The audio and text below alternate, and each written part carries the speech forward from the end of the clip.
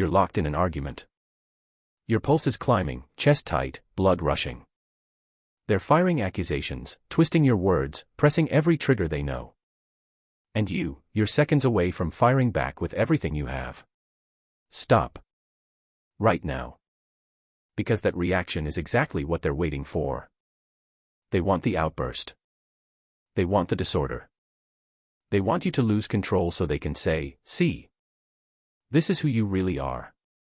But hey, race, what Machiavelli understood 500 years ago, what most people still miss today. Whoever governs their reaction governs the entire exchange.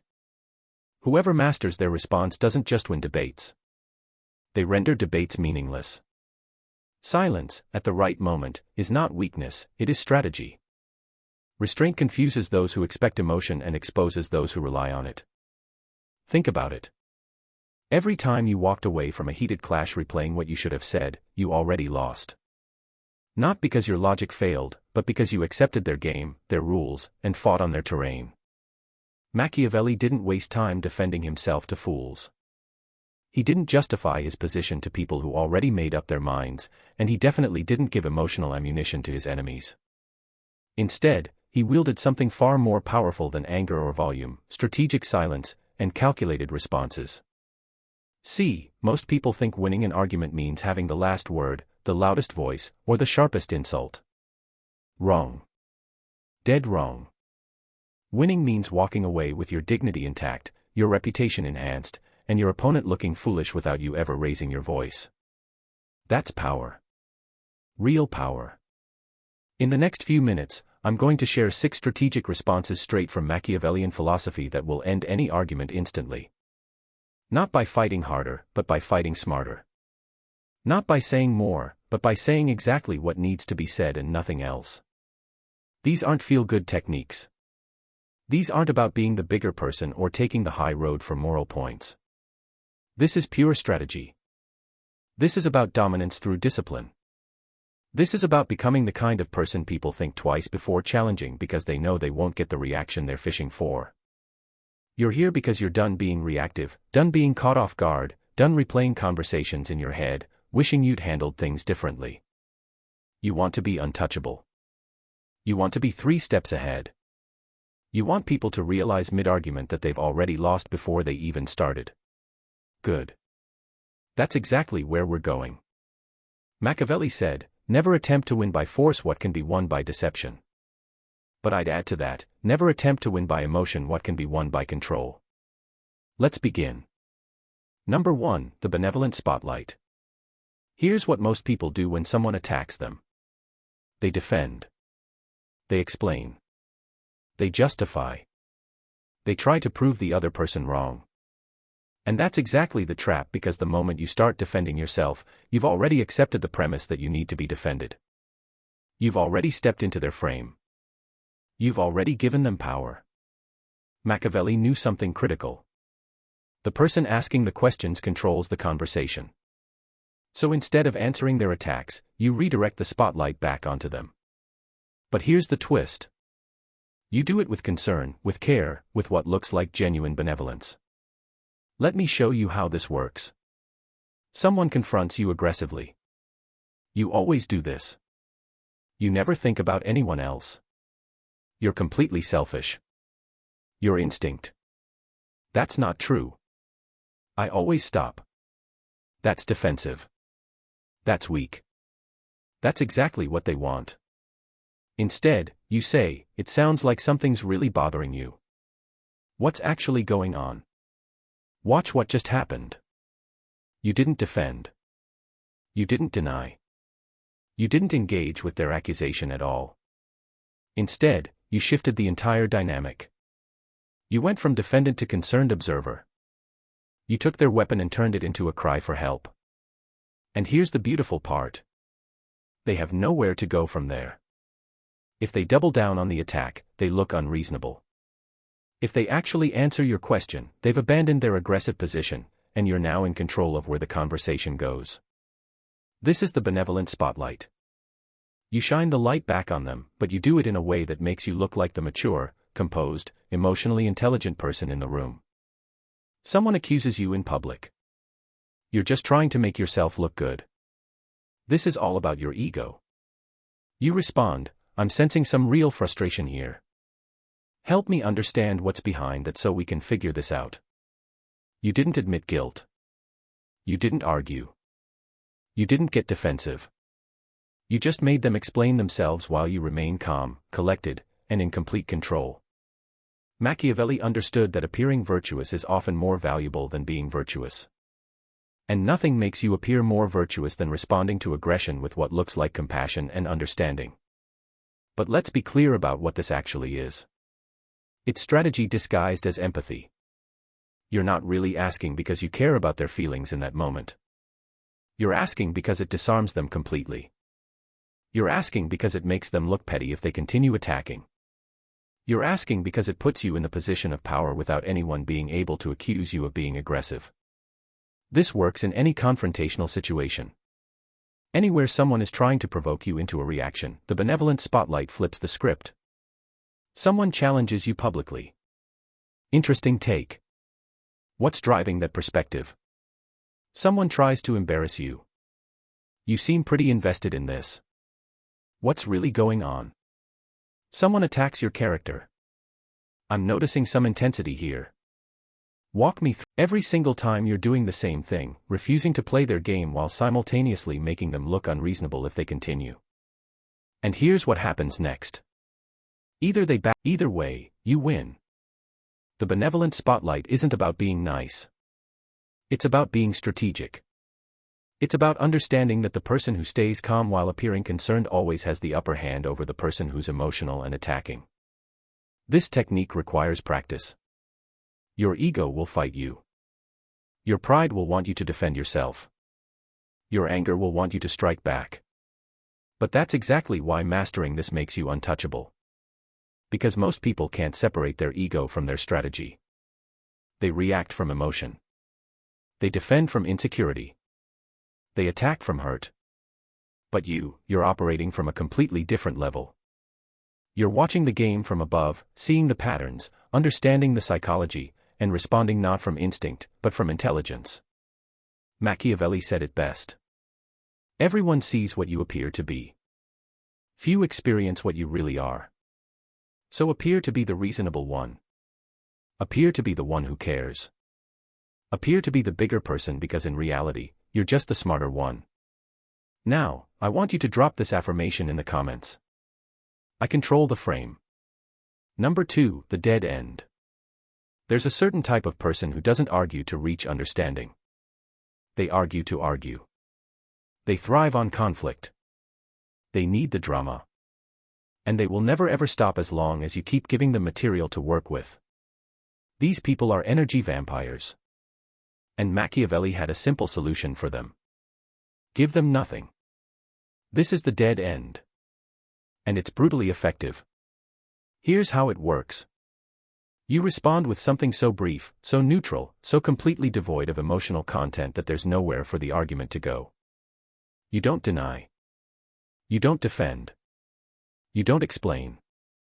You just stop the momentum completely. Someone says, "You're always like this. You don't respect anyone. You're completely irresponsible." The dead end response. Okay, that's it. Just okay. Watch their brain short circuit. They were ready for a fight. They loaded up all their ammunition. They prepared for your excuses, your justifications, your counterattacks, and you just gave them nothing. Okay, that's it. Where's the argument? Where's the drama? Where's the satisfaction? There is none. You just ended it. Now, this isn't passive-aggressive. This isn't dismissive in a way that escalates things.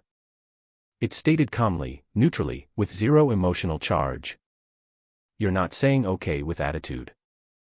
You're saying it like you're acknowledging that they spoke words and those words have been received. What this does psychologically is fascinating. It removes all fuel from their fire. Arguments need two participants. Combat needs an opponent. Drama needs someone willing to engage in the performance. And you just refuse to perform. Machiavelli understood that sometimes the most powerful move is the move you don't make, the battle you don't fight, the bait you don't take. Let me give you more examples because this technique has variations. Someone confronts you with accusations. I understand you feel that way. Notice you're not agreeing they're right. You're not disagreeing. You're simply acknowledging their feeling exists. Dead end. Someone tries to provoke you with an insult. If you say so, you're not defending yourself, you're not attacking back, you're just ending it. Someone tries to drag you into drama. That's one perspective. Again, you're not engaging with the content. You're not validating it. You're not fighting it. You're just closing the door. The dead end works because it requires something most people lack. Discipline. It's hard to stay quiet when someone is attacking you. It goes against every instinct. Your ego wants to defend. Your pride wants to strike back. Your emotions want release. But that's exactly why this is powerful. Because when you can control that impulse, when you can sit in the discomfort of not defending yourself, not explaining yourself, not justifying yourself, you become untouchable. People can't manipulate someone who won't engage with the manipulation. They can't pull you into drama. If you refuse to step onto the stage, they can't win an argument you won't have. You maintain your energy while they're worked up, emotional, frustrated that they couldn't get a reaction. You're completely calm. You just saved yourself hours of pointless back and forth. You protected your peace. You kept your power. The dead end isn't about being rude. It's not about stonewalling healthy communication. It's specifically for those situations where someone isn't trying to communicate. They're trying to fight. They're trying to provoke. They're trying to pull you down into the mud with them, and you simply won't go. This technique shines in public confrontations. Someone tries to challenge you in front of others, expecting you to engage, to defend, to create a spectacle, and you just give them nothing. The spectacle dies, the energy dissipates, and you walk away looking like the composed one while they look desperate for attention. Machiavelli knew that your absence from a battle can be more devastating than your presence. Sometimes the way you win is by refusing to play. So the next time someone tries to drag you into unnecessary conflict, remember you don't owe them a performance. You don't owe them your energy. You don't owe them an argument. Give them the dead end. And watch how quickly they lose interest when they realize you're not playing their game.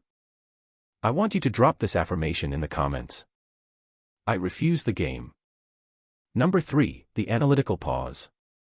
Speed kills.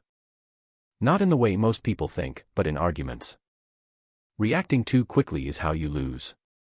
When someone says something inflammatory, accusatory, or designed to get under your skin, your brain wants to fire back immediately.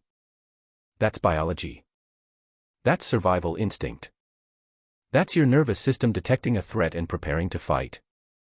But Machiavelli didn't survive the brutal political landscape of Renaissance Italy by reacting on instinct. He survived by thinking 3 moves ahead. And that's exactly what the analytical pause does. It buys you time to respond strategically instead of reacting emotionally. Here's the technique. When someone says something that would normally trigger you, you pause visibly, deliberately, and then you say something like, "That's interesting. Give me a second to think about what you just said." That's it. But what just happened beneath the surface is extraordinary. First, you stop your own emotional hijacking. That pause, that literal break in the conversation interrupts the automatic pathway from trigger to reaction. It gives your prefrontal cortex time to come back online. It lets you respond from intelligence instead of emotion. Second, you completely shifted the power dynamic. The person who just attacked you was expecting an immediate reaction. They wanted you flustered, defensive, emotional. Instead, you're treating their attack like it's a chess problem worth analyzing. You just elevated yourself above the emotion of the moment. Third, you created tension. That silence, that space where you're thinking makes them uncomfortable. They're waiting for your response. They're wondering what you're going to say. They're no longer in control of the tempo. You are. Let me show you how this plays out in real situations. Someone says, "You really screwed this up. I can't believe you'd be so careless." Instead of, "I didn't screw it up. You don't know what you're talking about. You say, let me think about that for a second. Pause. Actually, pause. Count to 3 in your head. Walk me through specifically what you think went wrong. You just did something most people never do. You created space between stimulus and response. And in that space, you found power. The analytical pause works anywhere. Someone confronts you, your fingers are itching to respond immediately. Don't wait. Even if it's just a moment, let yourself cool down. Let your strategic mind catch up to your emotional mind. Then respond with, I want to make sure I understand this correctly before I respond. Give me a moment to process what you're saying. You're not running away. You're not avoiding. You're taking control of the pace of the conversation, and pace is power. Machiavelli understood that the person who controls their timing controls the outcome. Wars aren't won by the side that strikes first. They're won by the side that strikes at the right moment. Same with arguments. The right response delivered too quickly loses its impact. The right response delivered after a pause. Devastating. But here's what makes this technique truly powerful. During that pause, you're not just calming down. You're strategizing. You're asking yourself, what does this person actually want from this interaction? What would upset the most? Engagement or indifference? Is this worth my energy, or should I give them the dead end? What response would end this fastest while maintaining my dignity? That pause isn't empty time. It's strategy time. It's the difference between reacting like everyone else and responding like someone who's several levels above the game being played. And when you do finally respond, it comes from a place of choice, not compulsion. From power, not panic. From strategy, not survival. People respect the person who can take a verbal hit and not immediately swing back. It signals strength. It signals control. It signals that you're not easily manipulated by emotional tactics. In heated moments when tensions are high and everyone expects immediate combat, the person who can pause becomes instantly magnetic. They become the calm center while chaos swirls around them. The analytical pause turns every argument into a moment where you get to choose your response instead of your response choosing you. And that's the difference between being reactive and being strategic, between being controlled and being in control. Number 4, the agreement trap. This one is diabolical, and it's pure Machiavelli. When someone attacks you, the last thing they expect is agreement. They're braced for defense, denial, counterattack. They've got their whole argument mapped out based on the assumption that you'll fight back. So, here's what you do. You agree with them, but not in the way they think. You agree with the grain of truth in what they're saying while simultaneously making their entire argument irrelevant. This is the agreement trap, and it's one of the most sophisticated techniques in verbal combat. Let me show you how this works. Someone says, "You're so stubborn. You never admit when you're wrong." The agreement trap. You're absolutely right. I can be stubborn, especially about things I believe in. So, help me understand what specifically I'm wrong about here, because I genuinely want to get this right. Wait, what just happened? You agreed that you're stubborn. You even reframed it slightly as conviction, but then you immediately put the burden back on them to prove their actual point. You disarmed their emotional attack by accepting the label, but you didn't accept the premise that you're wrong about whatever you're discussing. They expected a fight. You gave them agreement, and now they have to actually back up their accusation with substance instead of just throwing insults. This is psychological judo. You use their momentum against them. Someone says you always want things your way. You don't listen to anyone. The agreement trap. Fair point. I definitely have strong opinions about how things should be done. That's something I own. Now, which specific point did I not listen to? Because if I missed something important, I want to hear it again. You agreed with the surface-level accusation, reframed it as a characteristic rather than a flaw, then forced them to get specific. Most of the time they can't, because their attack wasn't based on specific instances.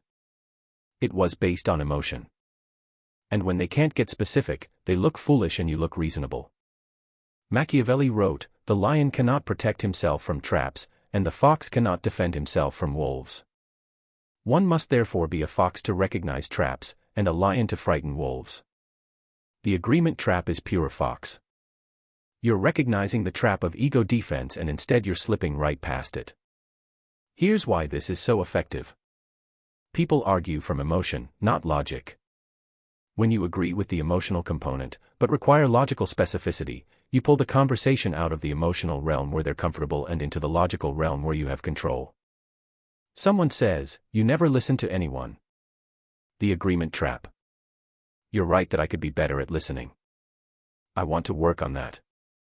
Tell me specifically what I missed because that's not my intention. You validated their feeling. You agreed there's room for improvement, but you didn't accept never as accurate. And you put the conversation on a constructive path where they have to articulate specific instances rather than make sweeping accusations. This technique requires ego management. You have to be secure enough to accept criticism without your identity crumbling. You have to understand that agreeing with part of something doesn't mean accepting all of it. But when you can do this, when you can hear you're arrogant and respond with, "I can see why this particular situation might come across that way. Walk me through what you're seeing." You've just won without throwing a single punch. The agreement trap works because it removes resistance. Arguments need resistance. They need someone pushing back so the other person can push harder. When you stop resisting and instead redirect, the entire structure of the argument collapses. They came ready for war. You offered understanding and asked for specifics. And in that moment, you controlled everything. The beauty of this technique is its elegance. You're not fighting. You're not defending. You're not even really agreeing in the way they think. You're accepting surface truth while demanding substantive depth. And most people can't deliver that depth because their attacks were never about substance. They were about emotion. Machiavelli knew that sometimes the fastest way to defeat an enemy is to confuse them by becoming something they didn't prepare for. The agreement trap does exactly that. You become the reasonable person who's open to feedback and focused on understanding. And they become the person who's just attacking without substance. Game over. Drop this affirmation in the comments. I redirect their energy. Number 5, the intent reveal. Most arguments aren't actually about what they're about. Someone's yelling about one thing, but it's really about something completely different. Someone's attacking your character, but it's really about their own issues. Someone's criticizing your approach, but it's really about their need to feel superior. Machiavelli understood that people's stated reasons are rarely their real reasons. And when you can identify and expose the real reason, the actual intent behind the attack, you don't just end the argument, you end future arguments before they start. This is the intent reveal, and it's surgical. Here's how it works. Instead of engaging with the surface-level complaint, you name the underlying emotion or motivation driving it. You pull back the curtain. You say the quiet part out loud, but and this is critical, you do it without malice. You do it with the calm observation of someone who sees the game being played and simply isn't going to play it. Someone says, "Why do you always have to act like you know everything?" Most people respond to the content, "I don't act like I know everything." That's not fair. But that's not what's actually happening. What's actually happening is the other person feels intellectually threatened or invalidated. The intent reveal, it sounds like you're feeling like your perspective isn't being valued. Is that what this is actually about? You just bypassed the accusation entirely and went straight to the emotional core. And when you do this, one of two things happens. Either they recognize themselves in what you just said and the conversation shifts to something real and productive, or they double down and expose themselves as someone who's just attacking for the sake of attacking. Either way, you win. Let me give you another example. Someone says, "You think you're so much better than everyone else." Surface response, "No, I don't." Why would you say that? Intent reveal response. This feels like it's coming from somewhere deeper. What's really bothering you? You just reframed an attack as an opportunity to address the real issue. You exposed that maybe, just maybe, their accusation reveals more about their insecurity than your behavior. The intent reveal is about calling out the subtext without being confrontational. It's about naming what's really happening in a way that forces honesty. Someone says, "You've changed. You're not the same person anymore." Intent reveal. It sounds like my growth is making you uncomfortable. Is that what this is about? You just named their discomfort and refused to apologize for your evolution. You didn't defend your changes. You identified their resistance to those changes. Machiavelli wrote extensively about seeing through people's masks to their true motivations. He knew that power comes from understanding what people actually want versus what they say they want. When you deploy the intent reveal, you're demonstrating that level of perception. You're showing them that you see deeper than the surface, that you understand the game, and that you're not going to engage with the puppet show. You're going to talk to the puppeteer. This technique requires two things. First, genuine emotional intelligence to correctly identify what's really going on. Second, the courage to name it directly instead of dancing around it. But when you get it right, it's like defusing a bomb. The tension disappears. The argument evaporates because you've addressed the actual issue instead of the decoy issue. Someone can't keep fighting about surface disagreements when you've just named that they're actually feeling threatened. Someone can't keep attacking your character when you've identified their need to diminish you to feel better about themselves. Someone can't keep throwing accusations when you've calmly pointed out they're actually just projecting their own insecurities. The intent reveal ends arguments by ending the pretense. And Machiavelli knew that pretense is where manipulation lives. When you strip away the pretense, when you name what's really happening, you remove the foundation that the entire argument was built on. Most people will never see past the surface. They'll take every accusation at face value and defend against it. But you're looking at the architecture beneath. You're seeing the real motivation and you're addressing that instead. That's not just winning an argument. That's operating on a completely different level. Remove the pretense and you remove their power. Drop this affirmation in the comments. I see beyond words. Number 6, the disappointment. The disappointment isn't anger. It's not a counterattack. It's not even defensiveness. It's something far more powerful. It's the strategic withdrawal of your regard. Machiavelli understood that people fear the loss of respect more than they fear direct conflict. And when you can communicate calmly, clearly that someone's behavior has genuinely disappointed you, not angered you, but disappointed you, it hits different. Here's why. Anger implies they still have power over your emotions. Disappointment implies you expected better and they failed to meet even that basic standard. Anger says you got to me. Disappointment says you're beneath what I thought you were. Let me show you what this looks like. Someone keeps attacking, keeps pushing, keeps trying to provoke you despite your measured responses. You've tried other techniques. They're not stopping. So, you say, I'm genuinely disappointed that this is how you've chosen to handle this. I expected more from you. Then you disengage completely.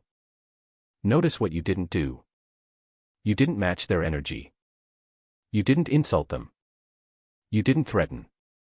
You simply stated that their behavior fell below your standards.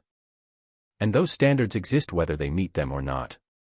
This is devastating because it reframes the entire dynamic. They thought they were attacking someone on their level. You just calmly communicated that they're not. Someone undermines you publicly. I'm disappointed you felt the need to do that. I thought we operated with more integrity than this. Someone violates your trust. I'm really disappointed. I genuinely believed you were someone I could respect. Someone crosses a boundary repeatedly. This is disappointing. I've been clear about what I expect and you've chosen to ignore it. That tells me everything I need to know. Each of these statements does something crucial. It places the moral weight entirely on them while you maintain complete composure. You're not asking them to change. You're not trying to convince them. You're simply observing aloud that they've revealed something about themselves and it's below your standards. Machiavelli wrote about maintaining dignity above all else. The disappointment is the ultimate expression of that. You're not stooping to their level. You're not engaging in the mud. You're simply noting that they're in the mud while you remain above it. But here's the critical part. You have to mean it. This can't be manipulation. This can't be a tactic you deploy while secretly being just as emotional and reactive as they are. The disappointment only works when it comes from a genuine place of having higher standards for yourself and others. And after you deliver it, you have to follow through. You can't say you're disappointed and then continue engaging as if nothing happened. The disappointment requires consequences, even if that consequence is just your reduced investment in that interaction. Someone who's disappointed doesn't keep arguing. They don't keep explaining. They don't keep trying to convince. They simply adjust their expectations and behavior accordingly. This is why it's the nuclear option. It's not just ending an argument. It's often fundamentally changing how you view someone. It's communicating that trust has been damaged, respect has been lost, or boundaries have been violated to a degree that changes your entire perception. Use it when someone has shown you through repeated behavior that they don't respect you, your boundaries, or your dignity. Use it when other techniques have failed and you need to communicate that there will be real consequences for their actions. But when you use it with the calm certainty of someone who knows their worth and isn't interested in convincing anyone else of it. The disappointment works because it communicates that you have standards and those standards aren't negotiable. You're not angry that they failed to meet them. You're simply noting that they did and adjusting accordingly.